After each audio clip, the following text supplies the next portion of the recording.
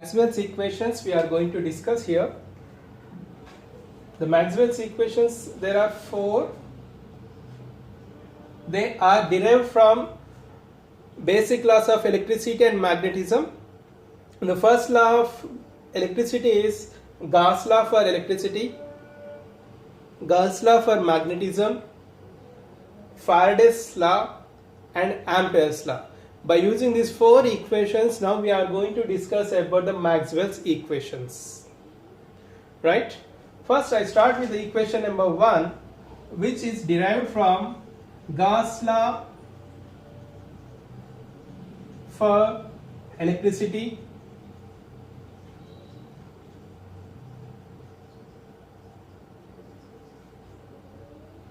the Gauss law for electricity is surface integral of E dot ds, which equals to Q by epsilon naught, where Q is a charge. I calculate here charge density rho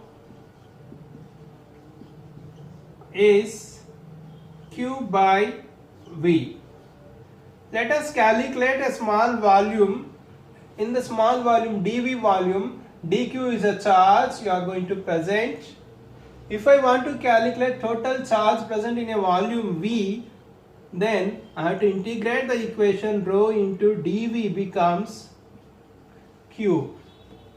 Let us substitute this value in this equation number 1, which is Gauss law for electricity. Then equation number 1 becomes surface integral of E dot ds equals to 1 by epsilon naught times of volume integral of rho into dV.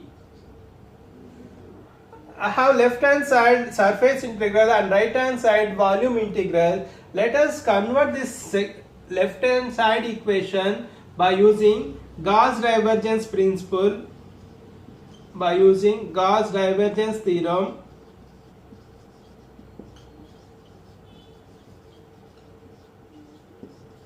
Probably you might have studied this part in the vector calculus, which is integral surface integral A dot ds can be written as a volume integral of del dot A into dV. Same equation I am going to use and replace this E dot ds by del dot E into dV.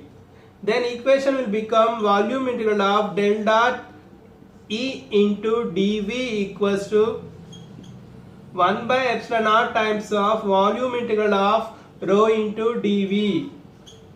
By comparing the left hand and right hand LHS and RHS, I have del dot E equals to rho by epsilon naught. This is a Maxwell's first equation.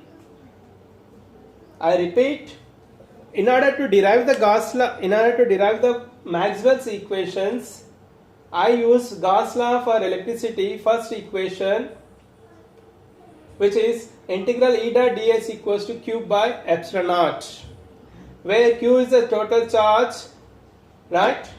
To calculate the charge density, rho equals to dq by dV, right? And dV is a small portion where I have a charge of dq. In order to calculate total charge occupied in a volume V, what I have to do is I have to integrate this equation, then I get Q equals to integral of rho into dV. Substitute this value in the equation number 1, and then equation 1 becomes the surface integral of E dot ds equals to 1 by epsilon naught times of rho into dV. And LHS I have a surface integral, RHS I have a volume integral. In order to transform this surface integral to volume integral, I have to use the Gauss divergence theorem, which is integral surface integral A dot ds equals to volume integral of del dot A into dV. By substituting this equation, I have del dot E into dV equals to 1 by epsilon naught times of rho into dV. And by comparing LHS and RHS, I have a value of del dot E equals to rho by epsilon naught. This equation is a Maxwell's first equation in differential form. Right? Now, let us discuss about the second equation using the second equation, Gauss law for magnetism. Using that equation, we are going to show that del dot B equals to 0.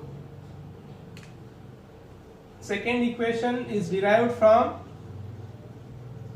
Gauss law for magnetism,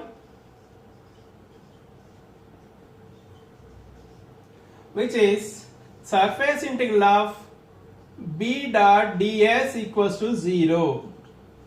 The total flux which is entering into a region is equals to the total flux leaving from the region. So that means net value becomes 0. Same transformation I am going to do here, which is I have a surface integral. I am going to convert this into the volume integral by taking Gauss divergence theorem. By applying Gauss divergence theorem,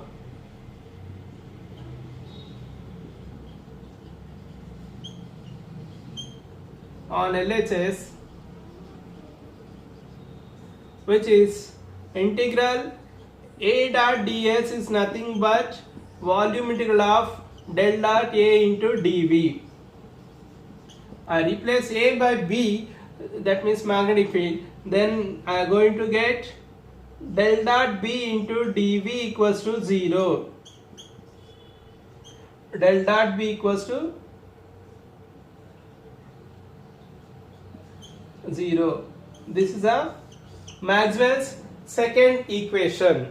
The Maxwell's second equation is derived from the Gauss law for magnetism, which is surface integral of B dot ds equals to 0. Here what will happen? The total flux which is entering is equals to the total flux leaving from the region. So total net flux will become 0. By applying Gauss divergence theorem on LHS part, I am going to get del dot B into dV equals to 0. From this I am going to have del dot B equals to 0, which is the Maxwell's second equation in terms of the differential form.